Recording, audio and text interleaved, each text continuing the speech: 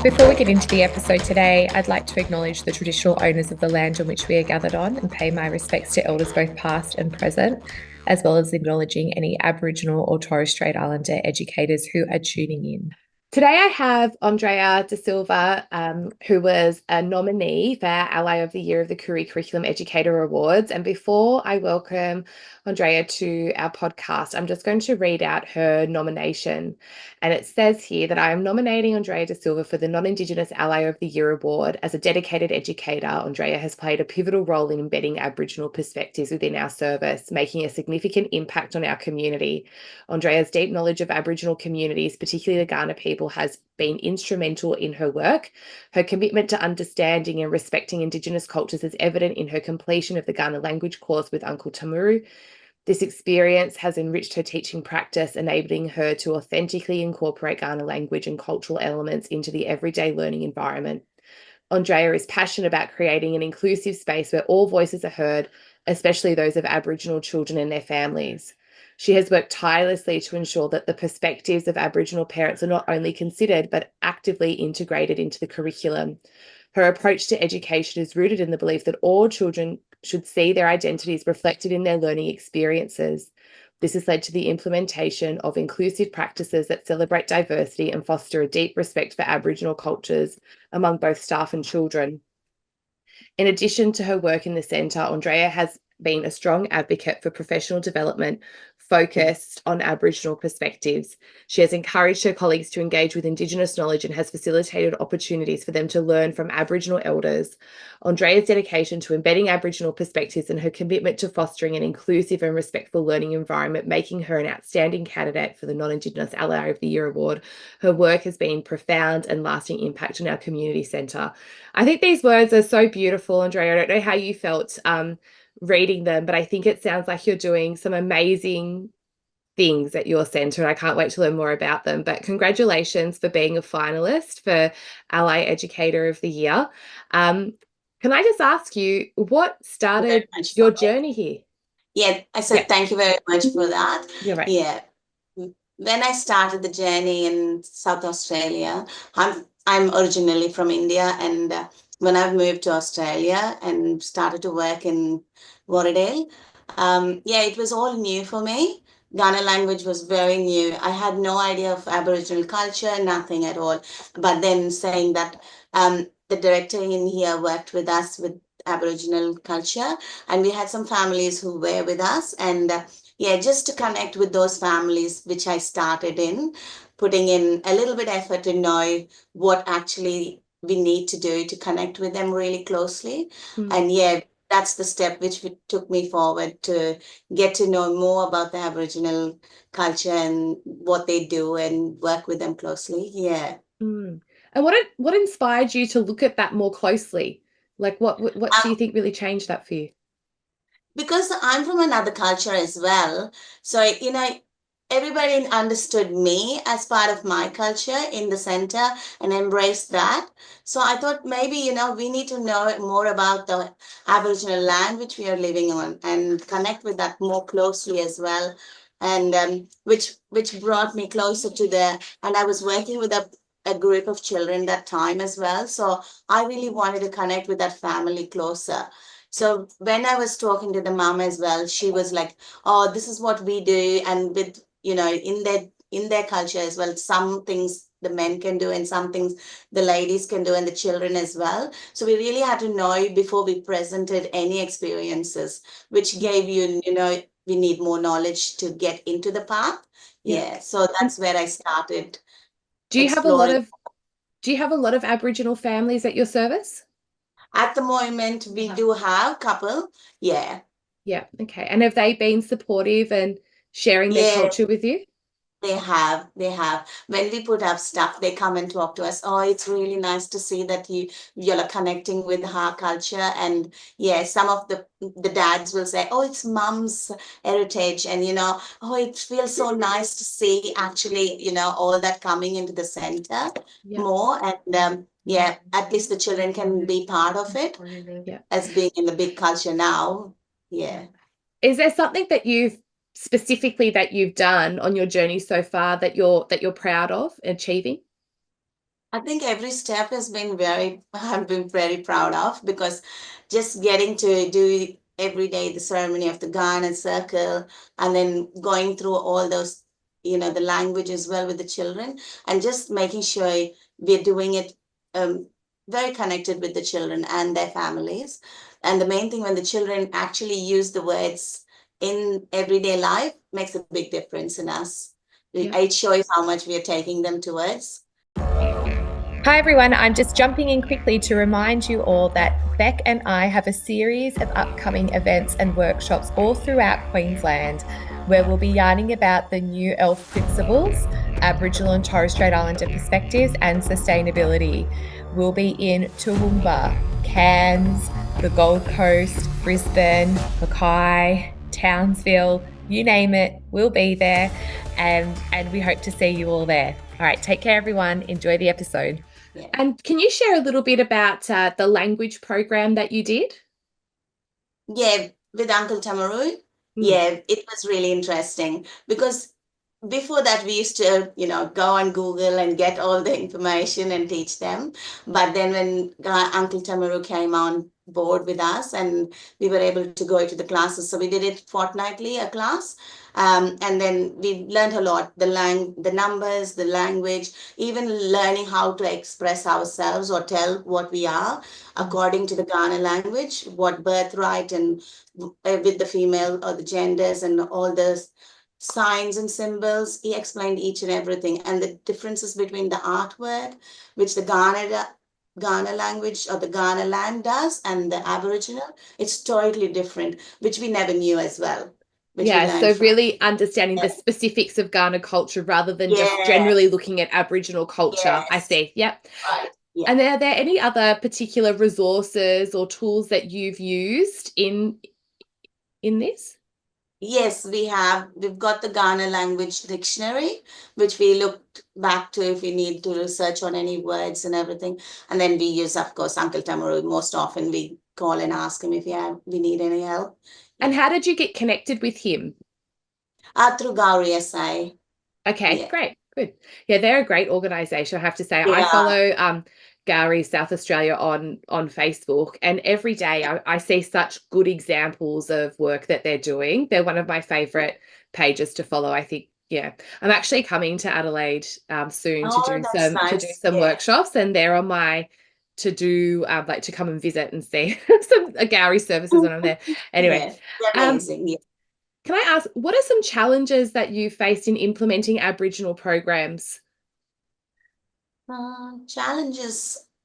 I don't think we had any challenges which was like from the families, but it's just that the challenges are like what we faced was, are we doing the right thing? Are we bringing in something what is the right way to bring into the center? That was always a question to us, because as much as you want to embrace their culture, it's also the thing, we don't want to step over what is not right. So yeah, but saying that now with Uncle Tamaru, we are actually able to do it perfectly. So because we can actually look and ask him whether we're doing the right thing or not before we step into it.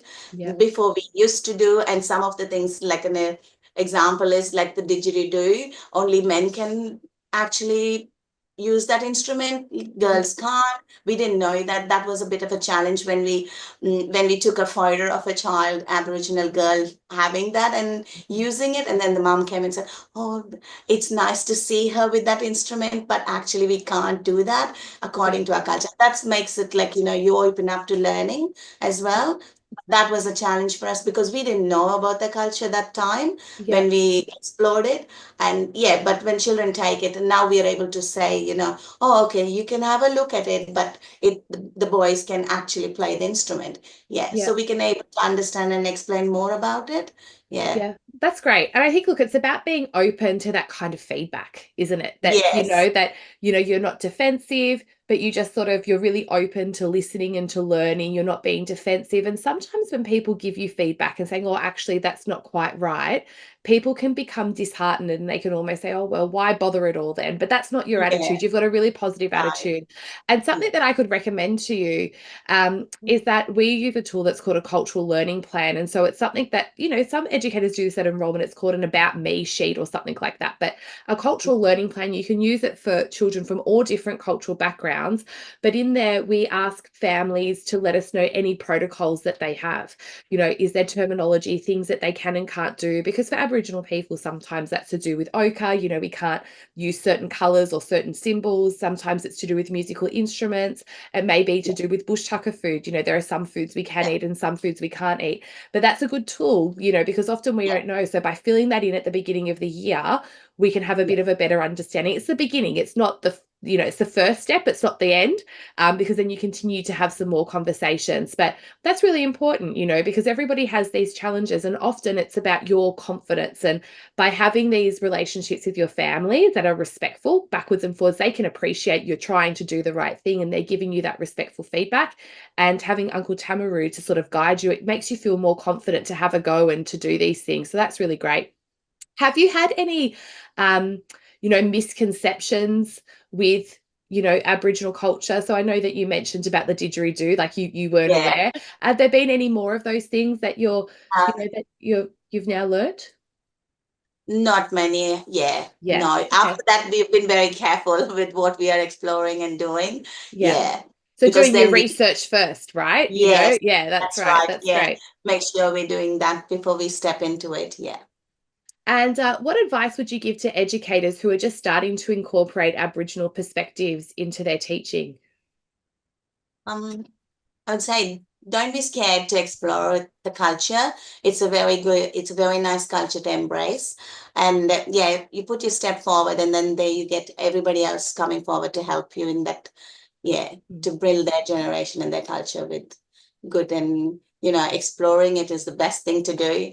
I Yeah. think when we stop ourselves, it is hard then. Yeah, Yeah. so don't be scared. It Have is you fun. have you found now that you've learnt more about the Ghana culture that there are similarities between the Ghana culture and your culture? Yeah. Yes, surprisingly, yes, I have noticed, especially with the bush tucker plants as well. When we explored about the bush tucker plants and all those things, there's some plants which are goes together with Indian culture and Aboriginal, and some of the Yeah. trees I've noticed as well, which connects Indian and Aboriginal. It's similar trees but different names. Yeah. Yeah, And even which when is you look at things like family structures and, yeah, respect for elders and things like that, and I think there's a lot of similarities there in the way it. that, the community operates. Yes, that you're very true. Yes, that's how it works with our culture as well. Yeah, we respect elders and work with very closely to with our families. Mm. Yeah. Have you got questions about nature play, sustainability, or how to meaningfully include Aboriginal culture in your early childhood program? Call 0253 000 306 and leave a voice message for the Educator Yarns podcast. Beck Burch from Bush Kindies Australia and Jessica Staines from the Koorie Curriculum will be answering your questions, offering practical advice, cultural guidance, and inspiring ideas to support your teaching and planning. Whether you're just starting out or looking to take your program deeper, your question could shape future episodes and support other educators across the country. Dial in today at 0253 000 306. How do you foster meaningful relationships with Aboriginal communities? What are some things that you do? Uh, we do connect with them, like, sending out notes to them about what we're doing. We're having the Gana circle happening and then Uncle Tamaru coming in. We have the smoking ceremonies. We do connect with them and foster them to come and join us. And yeah, lots of little things which we do So according you to, just invite them to be a continual part yes, of your community. I see. That's good. yes. Have you got any ongoing projects that you're working on that you want to share with our listeners? Not at the moment. It's a tricky Yeah. time of the year, isn't The it? only, Yeah. yes, because it's the end of the year, but we're still doing for this term, we're just doing the heads and shoulders, knees and toes in Ghana language. Yeah. So that's the thing which we are working on at the moment. We did last time, we did the colors in Ghana language. So yeah, this time we're doing heads and shoulders, knees and toes. Yeah, So great. yeah. Do you have a favorite Aboriginal book or resource that you've learnt and that you've used with children? I don't have a book, but I do go into the websites to Jack Buxey's website sometimes, and I look at videos because he gives good videos there to how you pronounce words and what we do, how we can teach the children. So yeah. Yeah, Jack Buckskin's website. He's great, Yeah. isn't he? Yeah, he's great. If listeners could take away one key message from this conversation, what would you want it to be? What would you want them to know?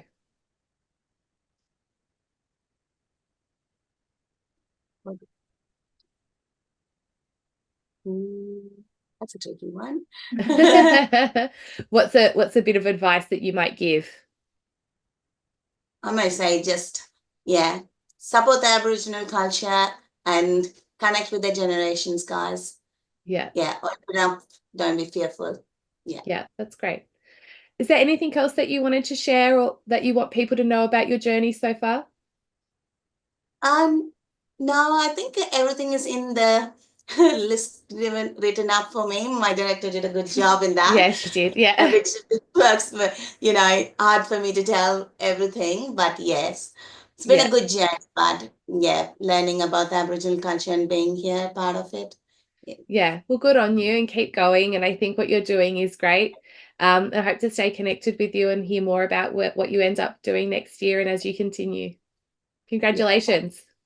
Thank you, Jessica. You too. Take Have a care. good day. Bye. Yeah, bye-bye. Thanks for listening to today's podcast. To find out more information about the Koorie Curriculum and how we can best support you in your early learning service, visit www.kooriecurriculum.com.